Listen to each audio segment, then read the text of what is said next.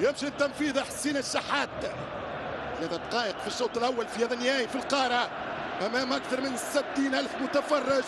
يمشي بالكره الشحات خطيره بالراس مش مقطوع والهدف الاول 1-0 للنادي الاهلي.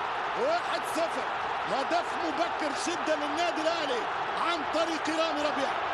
دخله قويه جدا من اول كره، هدف كان ممكن تفاديه، خطا فادح في عمق الدفاع وكره تغير مسار النهائي. من اول كره، من اول محاوله، من اول وصول النادي الاهلي بالركنيه الاولى يفتح بوابه التسجيل. 1-0 عن طريق المتخصص. كنا ننبه دائما لخطوره رامي ربيعه ومحمد عبد المنعم.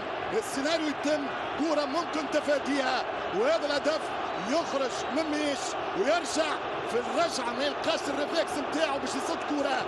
خطا واضح في الدفاع مسيب، ضربت في رجل اولو والكره دخلت. انطلاقه اخرى في النهائي. الترجي مطالب بالعوده الان بعد ان كان مطالب بتسيير وتدبير النتيجه. خطا على مستوى الكره الثابته في التمركز، خطا في التعامل مع الكره ايضا مع مميش.